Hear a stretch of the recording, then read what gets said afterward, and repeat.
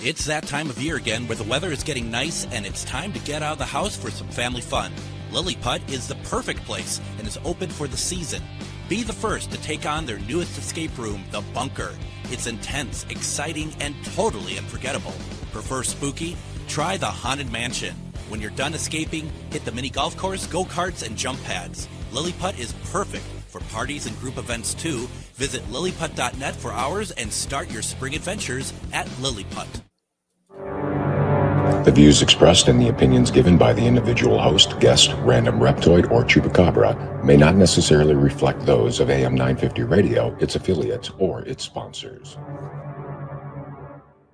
Now, it's time to step into the unknown.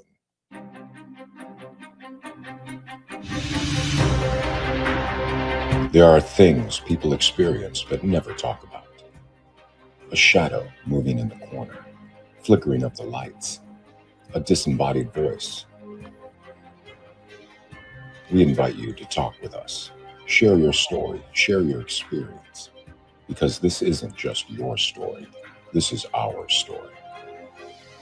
This is GhostBox Radio with Greg Bakun. And this is GhostBox Radio on AM 950, where every night we talk about the paranormal, ufology, Bigfoot, and so much more. My name is Greg Bakun. Thank you very much for joining us.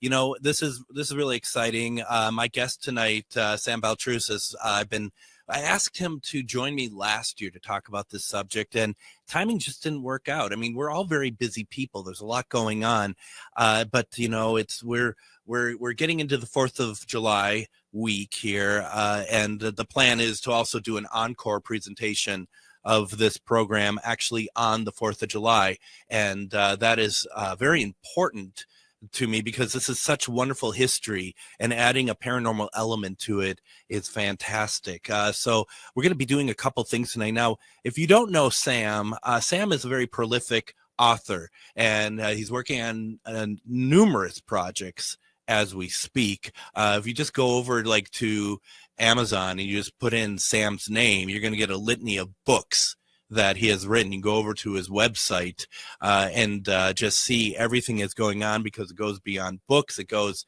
into all aspects, including conventions and other things with the paranormal. And it's really always an honor to have Sam join me, because I know how busy he is, and I know how much good stuff he has brought to our show. We've had this great conversation about Lizzie Borden at one point as well on the program. So very happy, very excited to be able to do this today. We're going to be talking about, amongst other books, Ghosts of the American Revolution that he published way back in 2021. This is going to be a conversation right up my alley, and I'm really looking forward to it. Sam, welcome to GhostBox Radio. Hey, Greg. Thanks for having me back.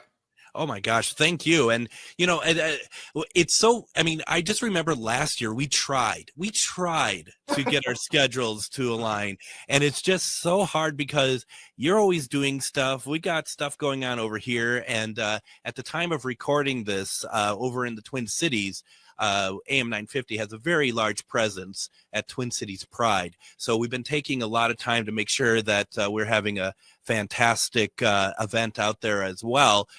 So, first, before maybe we get into the American Revolution and whatnot, what are you working on right now? What's going on with you?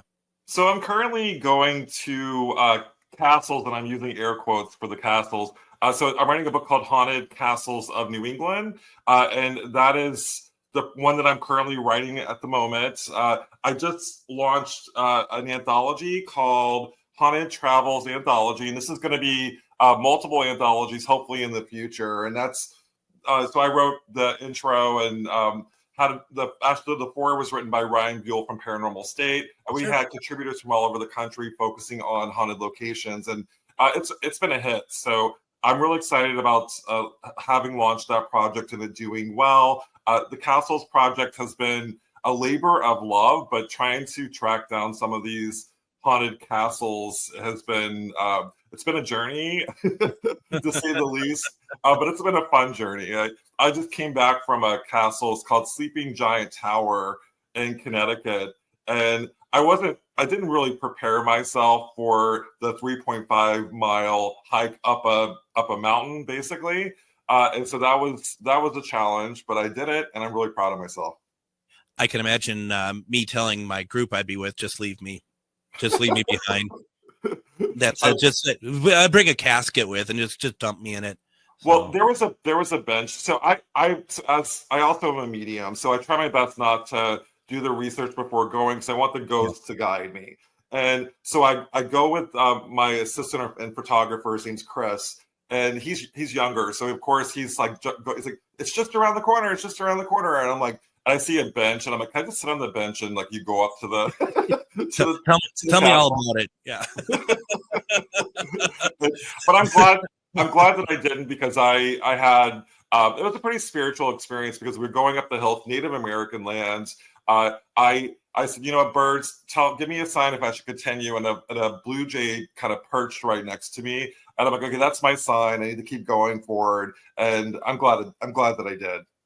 That sounds great, actually. Yeah. So getting into kind of what we want to talk about tonight, I want to cast your memory back to a very, very philosophical program called Scooby-Doo.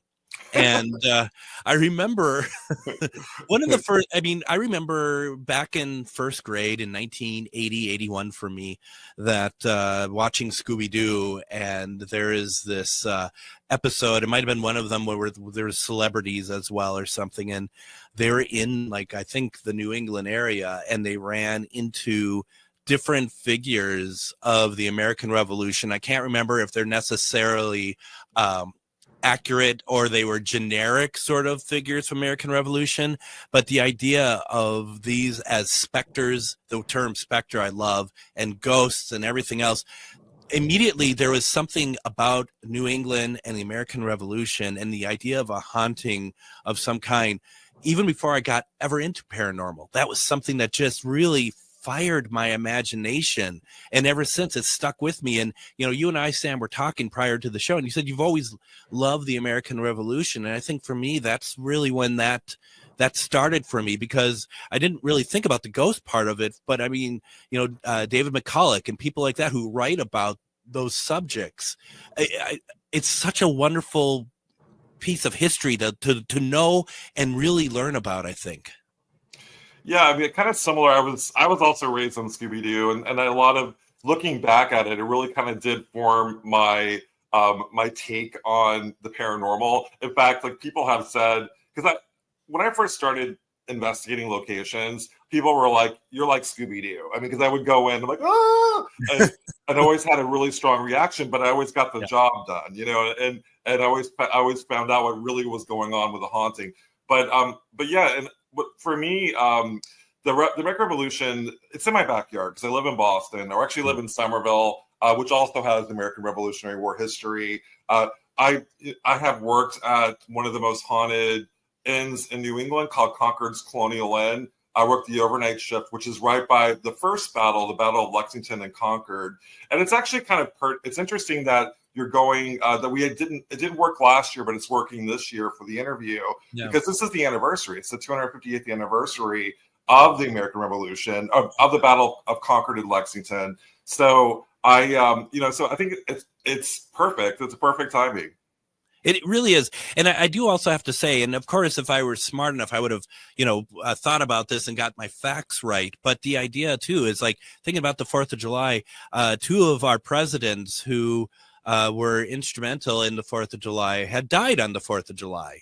Yeah, as well. Just those symmetry, that synchronicity is there's just something about that period of time, and something about Boston in particular that just, to me, is just so such a big part. And I love it. How did you even start, Sam, to put a book like The Ghosts of American Revolution together? Like, how do you even formulate this? Well, I mean, I started in my backyard. I literally started off. I go to a recreation of the Boston Massacre, and I'm like, this is perfect for a book. And so it led me to other locations. This is, of course, is where it all started with the initial battle, but also it spreads out. So I kind of followed where the American Revolution went to. I spent a lot of time in Philadelphia, which I loved. And what was interesting about doing that, it was also during COVID. So I had access to locations because there was nobody there. And I was able to get into haunted locations fairly easily because I was the only one on the property, so I had to wear a mask. But still, like it was a good time to do research, and I got a lot done traveling all over. And so I just started from my backyard and then expanded out. Wow. Did you have any key figures in the revolution that you thought, oh, I'd love to know if there's a lot of sightings, or if anyone has stories about them as a spirit or ghost? Yeah. So when I was in Philadelphia, because I love Benjamin Franklin, and so he actually was born in Boston, so kind of started with his Boston childhood. He wrote a kind of a story on the Boston Light, which is our lighthouse in the Boston Harbor, and started with that. And then I traced his steps in Philadelphia, trying to look for his spirit, if you will. And so I go to all the locations where he's been spotted. And apparently Benjamin Franklin gets around because he's been spotted everywhere. In fact, there's a section in my book where I had an experience. Well, I was a tour guide in Boston many years ago, and I remember seeing what looked like Benjamin Franklin walk up in the Boston Common towards the State House. And I think it's because we had a reenactor that dressed as Benjamin Franklin before COVID, thinking it was him. And I was running up to him to ask him something. I forget what I was going to ask him. And then he disappeared. So that was my first potential, experience with the ghost of Benjamin Franklin, like a residual haunting of Benjamin Franklin. And then I go to Philadelphia, go to all the locations. I spent all day, kind of sitting on benches and just kind of looking and see, maybe I'll reaching out to Ben. I'm like, hey Ben, if you're here, let me know, give me a sign. Kind of doing my tweaked version of a paranormal investigation. And then I go to where his house was in Philadelphia and go inside the museum. Loved it. I love that museum. Outside, they said, hey, there's sort of the foundation of Benjamin Franklin's home. And you can look, there's little sections where you can look down below. And I, of course, go to the one section that was Benjamin Franklin's privy, or his toilet. And I hear a voice right behind me go, make a crude comment, that's where Benjamin Franklin, that's where George Washington took a dump. And I'm like, that is so crude. I looked around and there was nobody there. So I do know Ben Franklin had a potty mouth, and I'm like, you know what? That could have been Benjamin Franklin. So that was my second potential Benjamin Franklin sighting, and I thought that was pretty kind of funny. Benjamin Franklin was everything, wasn't he? He yeah. truly was. I mean, I don't blame you. Yeah, because obviously he was going to be someone I was going to ask about, because he's a favorite of mine as well. And what an architect for the country, and an architect for the infrastructure of the country as well. Just an amazing human being. He really was. He even as a young boy, he did some amazing things, like writing a ghost story about the Boston Light, and he published it with his makeshift printing press, and then was selling copies of this story. And it's actually a story that's in one of my books, Ghost of Boston. So he's been pretty prolific. He was very prolific. It was not pretty. He was very, very prolific during his day, and had his hands in multiple things. Was an inventor. He did all sorts of things. God, it's just incredible. And, it's like talking about the right people when we needed them the most. Yeah. In history. The only place I've ever been that's I would consider that's part of the American Revolution in some way, and it's nowhere near Philadelphia or Boston, would be the Morris Jamel Mansion in New York, which I've done an investigation there. And nothing came through for me that was American Revolution, but I got Eliza Jamel on recorder. She ain't putting up with crap, that's for sure. Yeah, I actually did. I did go to the Morris Jumel Mansion in the book, and that's another location. New York City was shut down during COVID, so I was able to go inside, and I didn't necessarily investigate the location, but I was able to go and talk to the person, the caretaker of the house. My good friend Angela Artuso, who has investigated the location. She did give me some information, so I did include what she had experienced at the mansion. So I did see it for the first time, and I loved it. It really is nice, and it's nice to hear Angela's name. She, I know that you helped her get going as a writer, and she has appeared on my show once, and we're trying to get her on for some of the other books that she's written since. So yeah, no, very cool. Why don't we go ahead and do this? I would like to take our first break. When we come back, I want to talk more about the book. I want to talk more about some of Sam's own experiences in this area and everything else. It's kind of a special 4th of July edition, and we're talking about the Ghosts of American Revolution. You're listening to GhostBox Radio on AM 950.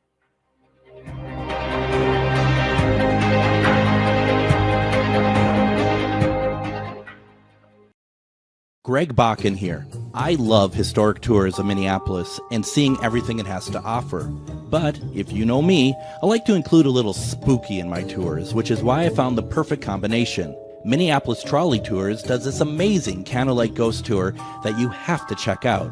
It's an extremely immersive experience. It's a trolley trip that starts out at a haunted mansion, traveling around Minneapolis locations exposing ghost stories that the public and business owners would rather left untold. Then a tour of the aforementioned haunted mansion where ghosts of past residents from the 1800s reside, plus a lot of surprises to discover. Next, experience Gertrude's After Hours. Did I mention Gertrude is the mansion's most famous ghost? Maybe she'll show up. And you finish up the tour at Gertrude's Lounge in the haunted basement of the mansion with refreshments and Q&A. The trolleys are climate controlled and the mansion is restored to perfection. Check out MinneapolisTrolleyTours.com for more information. Have you ever met someone who not only can help you on a deep spiritual level, but also potentially change your life? Refined Divine is an extremely gifted psychic medium who travels the nation and lives right here in the Midwest. And she offers mediumship, mentorship, house and business parties, energy healing, palm readings, and so much more. Refined Divine has helped thousands, and she can help you. Hi, this is Psychic Medium Deb. I cannot wait to hear from you. You can go to refineddivinepsychic.com. Greg Bakun here. Like you, I love good, fresh, delicious food. So I want to tell you about this treasure in Roseville called Maverick's Real Roast Beef.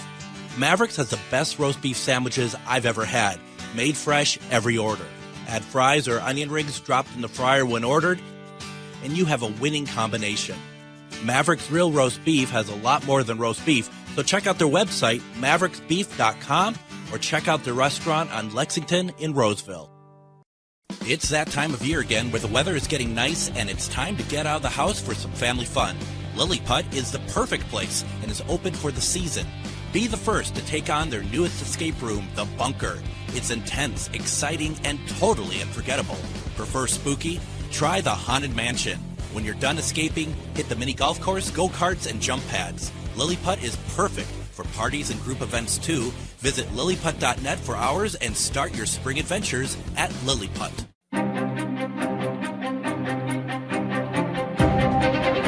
And welcome back to GhostBox Radio on AM 950. My name is Greg Bakun. Thank you very much for joining us as we are getting to the 4th of July weekend. And we have, every year I try to pull from my own archive of shows, different sort of patriotic episodes that have a paranormal twist to it. This week, you're also going to be hearing my interview with Dr. Whitney Braun, who had found what she believes is a photo of Abraham Lincoln that was taken on his deathbed after he had passed, which we all know was absolutely not acceptable. That was against rules and stuff. It's hotly contested, but it's a very interesting story. We're going to play that this week as well. We have author Sam Baltrusis with us tonight, and we are talking about one of his books, and we're going to delve into some other stuff as well. a ghost of the American Revolution. And, I meant to ask this in the last segment, Sam, for people to look at books and to find out more about you. Is your site sambaltrusis.com? Yeah, that's right. So it's sambaltrusis.com. You guys, you need to go and check it out because there's a lot of good information there. Sam, you really are really good at just writing some really fantastic books and having some great information out there. And one of the things that we had talked about during the break is wanted to kind of talk about your experiences over at the Oliver House. And you had just mentioned that it's now closed, right?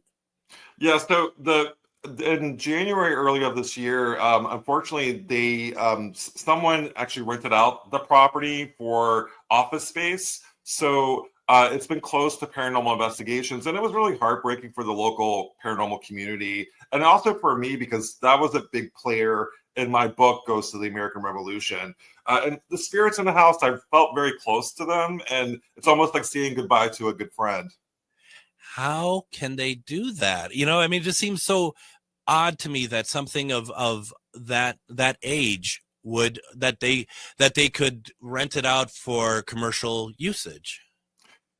Exactly. Yeah. So it's been kind of a controversy. I do feel like that it sort of goes in cycles where historic properties open up their property to the paranormal. And I will say specifically with the Oliver House, Christy Parrish, who was the caretaker of the property, did an amazing job. And also she did an amazing job with getting the history and getting the history correct.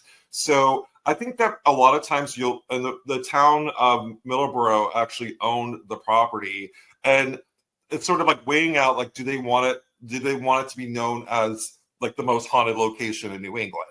And so there's a battle. There's always with historic locations, whether or not they open their doors to paranormal investigators, even if it's done in a way that Christie did it, which was very respectful to the property and to the ghosts. So it's something that we deal with, especially with the older properties. And I think that it's sad. I'm putting out positive energy that they'll open again for tours at least, and also maybe for paranormal investigations.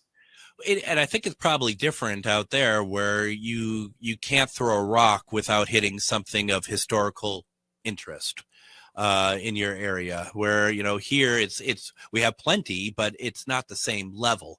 Right.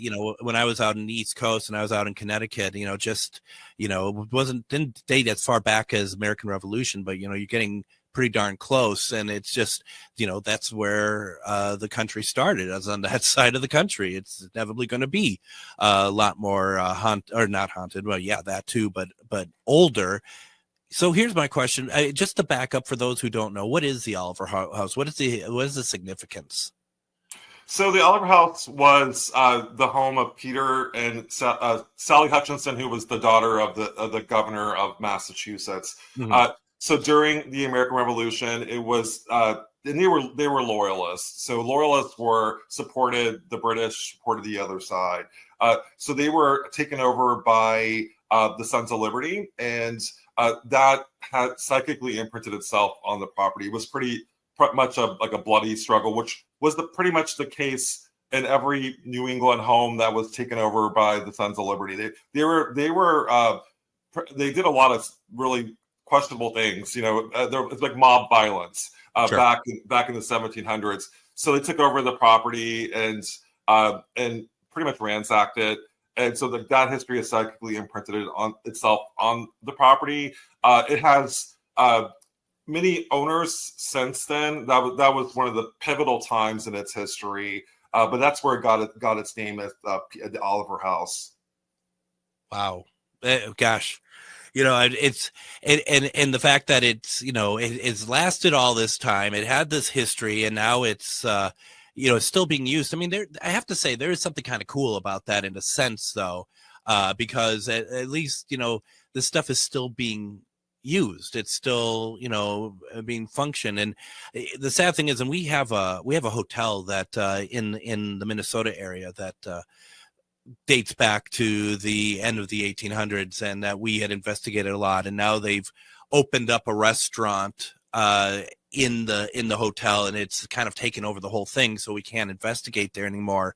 And as sad as that is, the thing that I love about it is that the alternative for that place could have been like being torn down, or just being like left derelict, or who knows. So I mean, there's some great usage for that. Kind of going off topic a little bit, Sam, do you think that spirits like to have to be inhabit places like that are still like active on a human level, on a living level? I think it really depends. I do know some of the locations that I've interacted with, they like it when the house is returned to its original glory, which was the case in the Oliver house. It was in pretty bad condition before Christie came in and started running ghost tours. And so the paranormal was responsible for getting a new roof on the house. So it played a really important role in the community. Putting money into the house helped restore it to its original glory. And I think the ghosts loved that, and they responded because of that. I think that it really depends on if the spirits are respectful or not. I do, from personal experience, I mean, it happens in New England all the time. Something is turned into, like a hotel or a prison that becomes a restaurant, which you see a lot. And that's the same in New England. We don't tear down our buildings in New England. We just repurpose them into other things. So we get that a lot here too. And so I have seen, especially if it's residual in nature, I don't think that they care. I mean, it's sort of like the residual haunting still happens.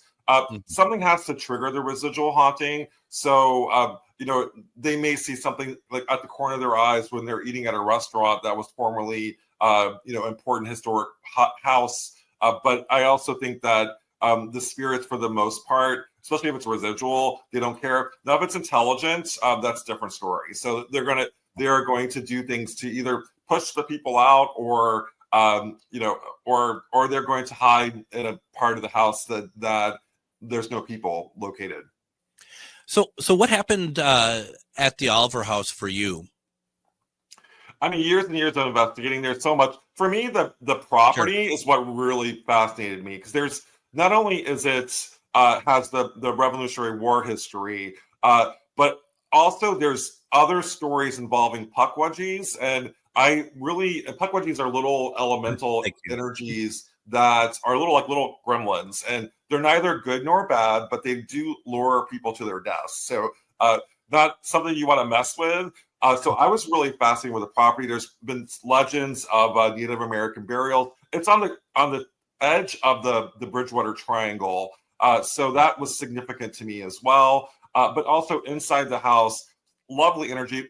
You get the most amazing EVPs at the Oliver house, because they literally will talk to you, and you have it on recording, and you'll hear conversations. And so, and I think that has a lot to do with how respectful that the paranormal investigators that have gone to the property have been to the ghost. It's almost like they didn't view us as anything negative. They viewed us as telling your story and telling your story correctly. The women of the house really were important to me. There were rumors of enslaved people in the basement. However, we weren't able to validate that as facts. And it's really, for me, the Oliver House represents a location that had a lot of history, but also the paranormal matched up with history. And so that's as a paranormal investigator / historian who writes books on history, it was important for me for those two to align. What are you getting from spirits when you talk to them that makes you confident that you're talking with, especially when it comes to your books, talking to spirits from that period around the time of the American Revolution? I mean, that's a very good question, because a lot of times, especially when it comes to my abilities as a clairvoyant, sometimes you'll have tricksters, so they will kind of mess with you. So you have egregores, and I'm really big about. I think that's more common than we think that it is. Egregores are created manifestations, so they're by telling a story over and over again, you almost create a ghost. And the ghost can respond. It becomes intelligent. That's based on the Phillips experiment. And what's interesting about the Oliver House specifically, there was an episode of Kindred Spirits where they did talk about egregores and tulpas with what was called the zombie boy. And there was a ghost that kind of just entered into the house, and they had no idea why the zombie boy entered in the house. There were photos of this zombie boy, and they turned it into basically a Phillips experiment or an episode on egregores. But to me, that was a little frustrating because there's so much more to the Oliver House than just that one ghost that got the press. Absolutely. Well, and I run into that too. I think we all do, right? At different locations where they're always saying, well, there's the famous ghost is so-and-so. And, I think one of the things that, we had talked about too during the break was you've learned and you've gotten more involved with knowing about the loyalists. They're getting information on the loyalists than you thought, right? So, I mean, that's a change from, I think, where you thought you're going to be. Yeah, I mean, I definitely, something with the Oliver House, the Oliver family, they were loyalists. And so I was a lot more sympathetic to the other side than I thought I would be. And also, if you go in with, say, like a British red coat or anything that's British, there was a trigger response to that. And so I, in fact, brought like British friends. So, to go in to kind of like trigger that side to them. And so I was a lot more sympathetic to the loyalist side than I thought I would be. They went through hell. I mean, the Sons of Liberty ransacked their homes and burned their homes and tarred and feathered people. It was pretty threw things at their house. So there was a lot of rage and anger with the mob violence back during the American Revolution. Well, and I think that's such an important part to remind people of is that, when we think of, and I'm going to speak for myself, I'm not going to put this on to you, Sam. When I think of American Revolution, I think of soldiers. I think of, battles, stuff like that. But there is an important aspect to this of that there are people who were loyal to the British reign there, that all they wanted to do is live their life. They didn't want change. They were happy with how things were. It doesn't make them bad people for that either. Right. And the case of Sally Hutchinson, who her father was the loyalist, and she married a loyalist man as well. But I would say that she was sort of like a loyalist by birth. She was kind of born into it. Yeah. And so but her life was turned upside down because of that. And so, yeah, I mean, I definitely, I saw a more sympathetic side. I always gravitate toward the marginalized. So the women, people of color, those are the ones that I want to connect with as a medium and tell their story, because they don't always often get a platform to be able to communicate in books or on TV shows. Is it hard to get them to come out and talk? Like to communicate with you, because like you said, they're not known. A lot of people do gravitate towards or someone more known or a soldier or something like that. Was it more difficult to get them to talk?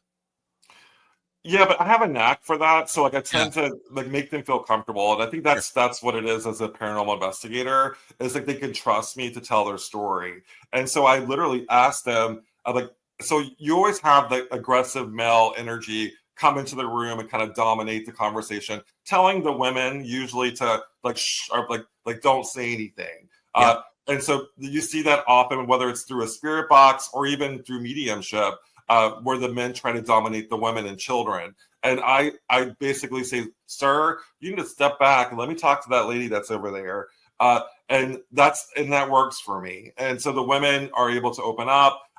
Especially in the Oliver House, there was a lot of 1700s. So the men were in charge, and the women were sort of pushed to the side and secondary in the story. And it's important to get their story and to literally make a safe space for them to tell their story.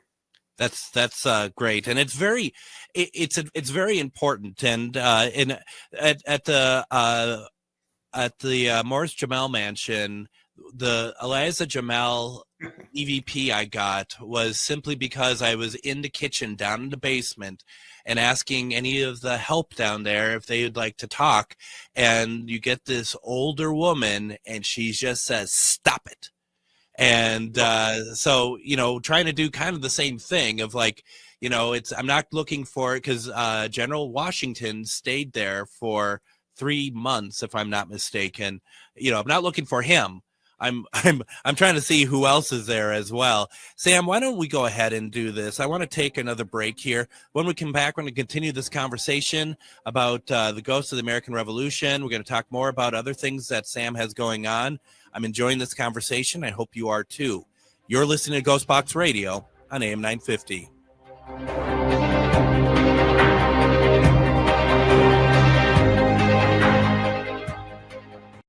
Greg Bakun here. I've told you about the out-of-the-world roast beef sandwiches at Maverick's Real Roast Beef, but I haven't told you about their Philly steak sandwiches, turkey bacon avocado sandwich, BLT, crispy chicken, fish sandwiches, brisket, or pulled pork. Okay, you get the idea. They make a lot of delicious food to the same standard as their famous roast beef sandwiches, and now I'm starving. I'm going to go to Maverick's Real Roast Beef off Lexington and Roseville, and you need to go too. Check out their menu at mavericksbeef.com. It's that time of year again where the weather is getting nice and it's time to get out of the house for some family fun. Lilliput is the perfect place and is open for the season. Be the first to take on their newest escape room, The Bunker. It's intense, exciting, and totally unforgettable. Prefer spooky? Try the Haunted Mansion. When you're done escaping, hit the mini golf course, go-karts, and jump pads. Lilliput is perfect for parties and group events too. Visit lilliput.net for hours and start your spring adventures at Lilliput. Support comes from Hennepin Arts, presenting Hidden Brain Perceptions Tour with Shankar Vedantam. Are there parts of our minds that are hidden from us? This question launched the Hidden Brain podcast 10 years ago. Now host and creator Shankar Vedantam brings 7 key insights from the first decade of Hidden Brain to the stage. Whether you're new to the show or a longtime listener, this evening of science and storytelling will change how you think about yourself.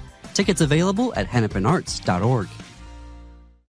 This Wednesday on GhostBox Radio with Greg Bakun, tune in for one-question readings with the highly acclaimed psychic medium, Refined Divine, who can answer questions about love, life, and connecting with past loved ones.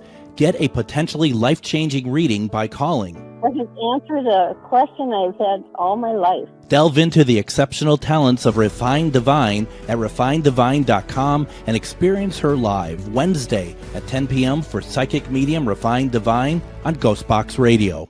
Greg Bakun here. I love historic tours of Minneapolis and seeing everything it has to offer. But if you know me, I like to include a little spooky in my tours, which is why I found the perfect combination. Minneapolis Trolley Tours does this amazing candlelight ghost tour that you have to check out.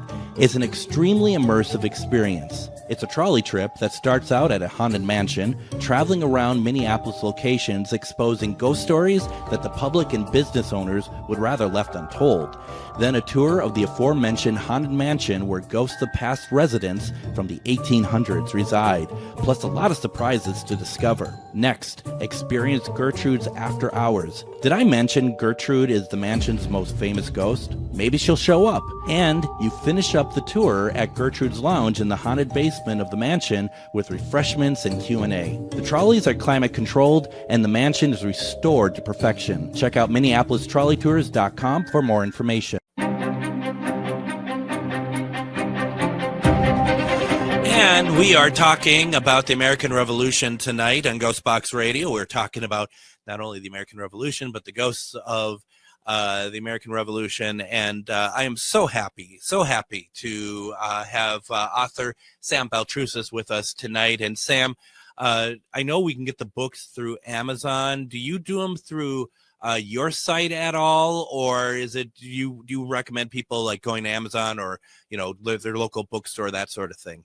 Yeah, I highly recommend going to local bookstores. I do, if I launch a book, I generally do sort of a pre-sale on my website with signed copies. But after it launches, I generally run out of copies. So it's better to go to Amazon or go to to a local bookstore. And remember, folks, if you go to a local bookstore and they don't have it, you can order it. If you know, Exactly. to keep the business there. And also, we have the book available on GhostBoxRadio.com in the GhostBox Book Club collection there. And all it is, it's an affiliated link for Amazon, which of course helps the show as well. Sam, there's a book that we are going to talk about here, and I've already forgotten the name of it because I don't want to get it wrong, and there's too many C's in it, so I'm getting confused. Okay. So it's Ghosts of Concord's Colonial End, and this is sort of my follow-up to Ghosts of the American Revolution.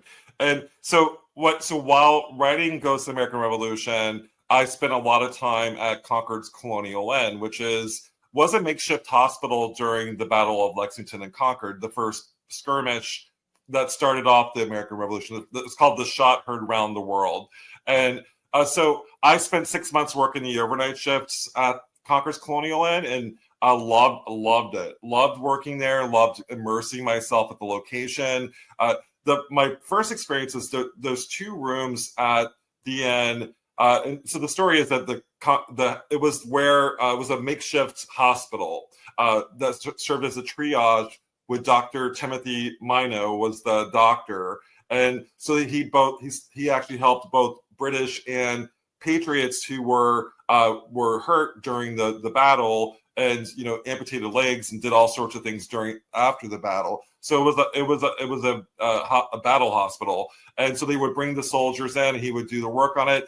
When I first went there, I was told that room 24, which is in the most expensive room in the end, was the haunted room, and people reported seeing a Revolutionary War soldier at the foot of their bed. I spent many nights investigating that location, and I actually had an experience with what appeared to be a man crawling from the bathroom and kind of like crawling on the floor, and it freaked me out because I'm like, oh my gosh, it's a crawler. And if you know paranormal, crawlers are non-human entities, but looking at it, I feel like it strongly was a wounded soldier.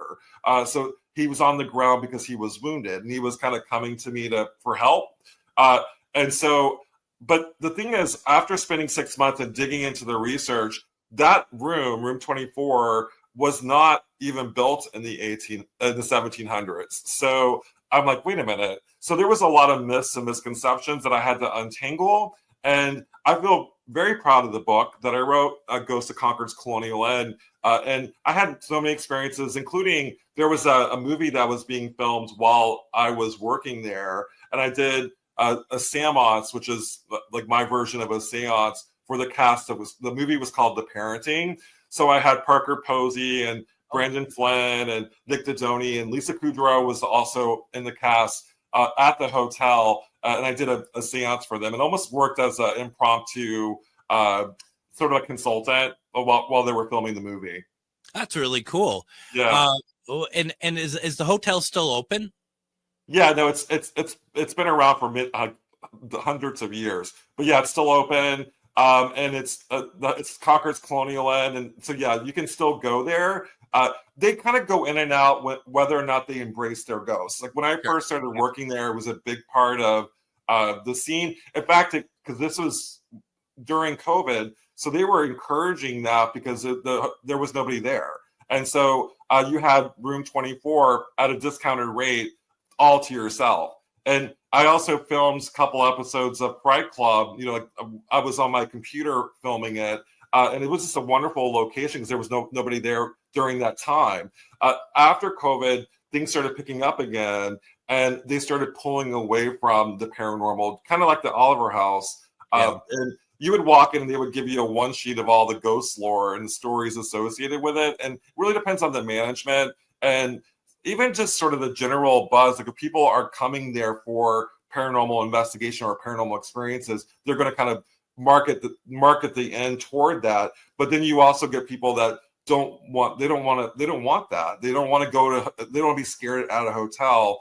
And so you had that balance at the end. When I worked the overnight shift, people would walk in like, is this place haunted? You get calls throughout the night, people asking about the ghosts. So it almost became a sideshow. And I don't want that. I want it where we have a nice balance and we're respectful to the spirits and to the property owners.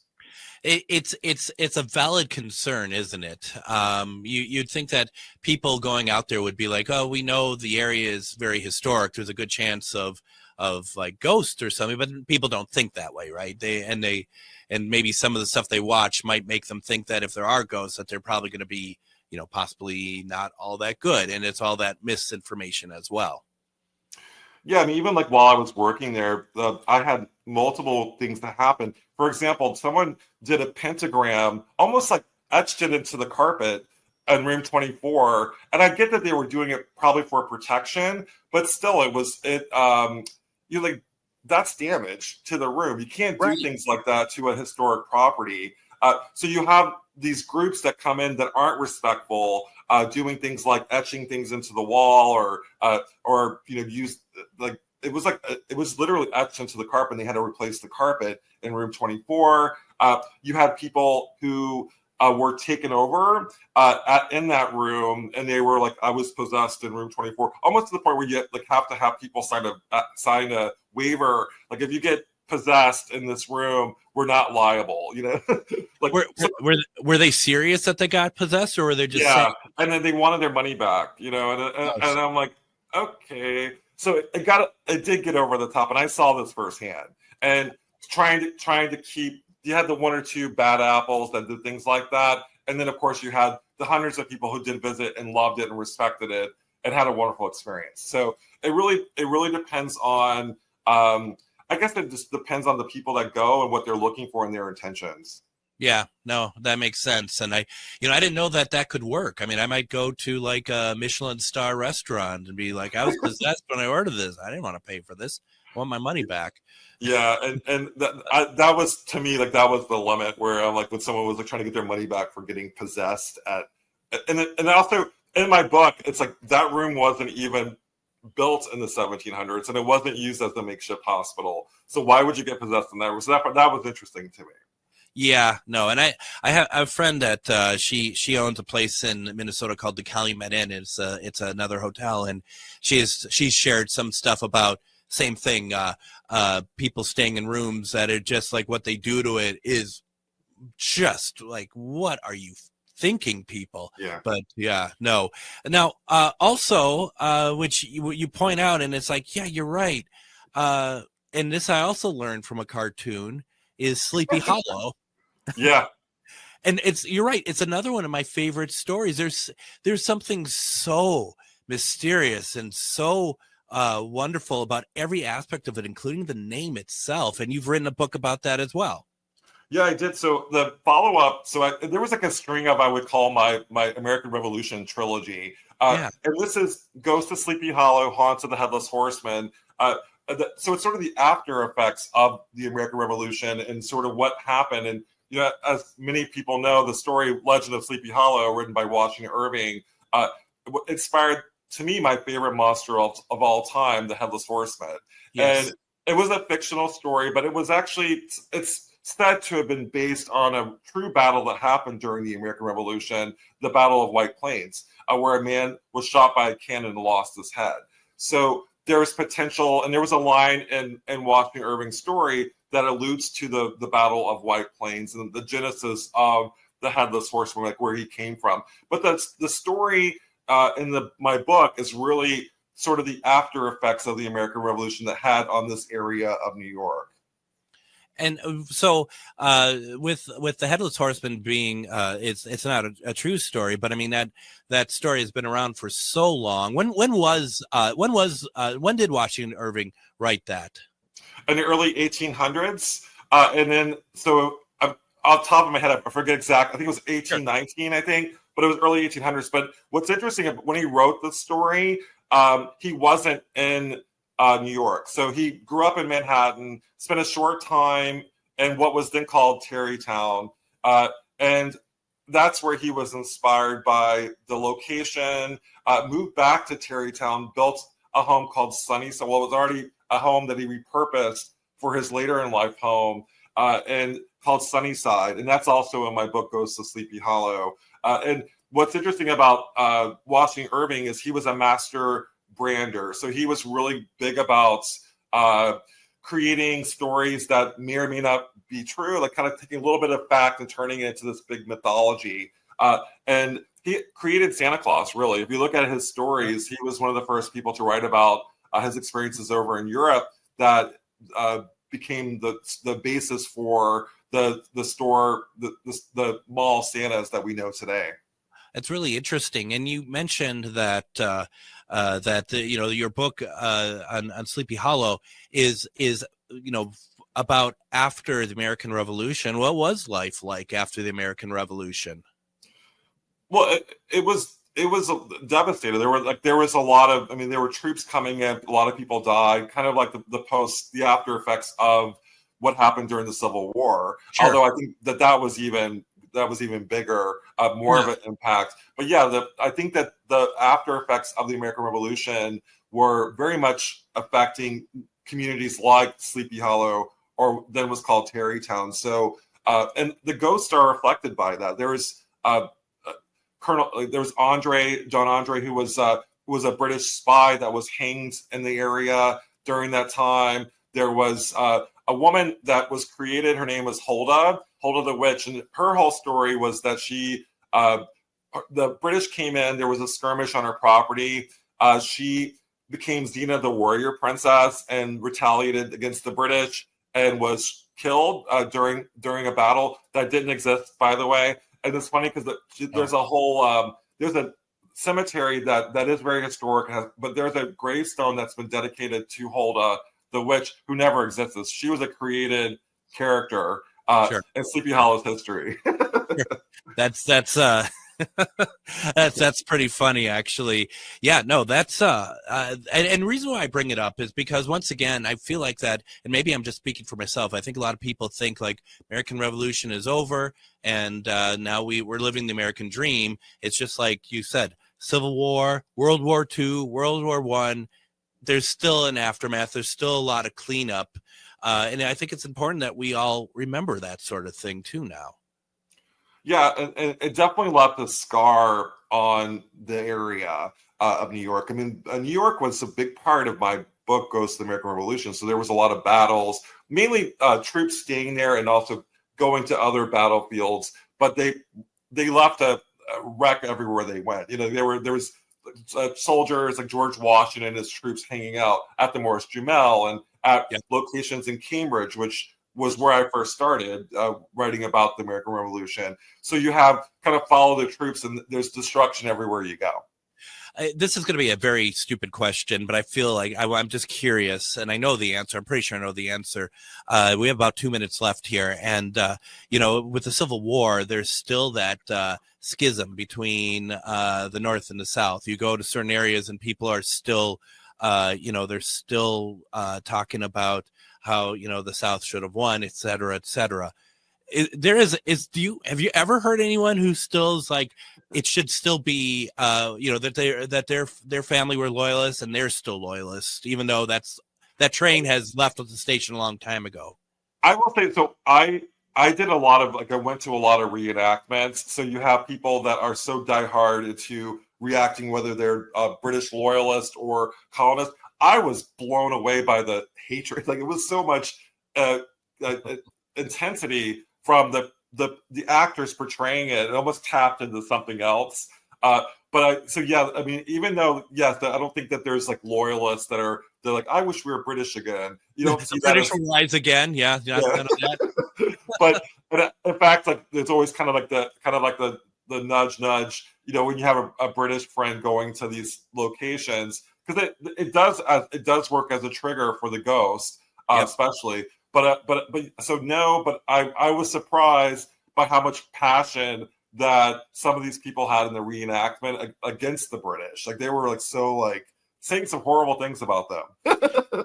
Right. No, that's interesting. I'm actually glad I asked the question. Then we don't have much time left, but I do want to ask one last question to you. With your research and your mediumship, when you started the first book, The Ghosts of American Revolution, has any spirit from that period that you met on that journey still communicates with you to this day?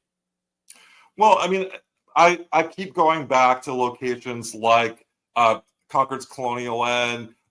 So yes, only when I go back. They haven't followed me home, thank God. But I have interacted with Sally at the Oliver House before I left. That said goodbye because they were closing the doors for that, and I really had a really strong connection with her, and also the other spirits of the house, like the servants who often are overlooked by paranormal investigators and by history, and telling them goodbye. We don't know when the Oliver House is going to open again, so I would say definitely the Oliver House. Going back and having that connection strongly with the spirits of that house. Once again, the book is called Ghosts of the American Revolution. There are 2 other books that you need to check out. Matter of fact, don't stop there. Go to sambaltrusis.com. Look at all the books that he's written about. Look at all the events he has going on. If you haven't done so, do you do like any sort of email list or anything? So if you go to Amazon and click on my author page, you can actually get updates for new books, because I have 2 books usually that come out a year. So there's a lot to get updates about. So yeah, just connect on my author page on Amazon. All right, Sam Baltrusis, always a pleasure. Thank you for spending time with us. Thank you so much, Greg, for having me back. Oh, my pleasure. We'll be back next week after the 4th. Everyone, have a fantastic and safe 4th of July.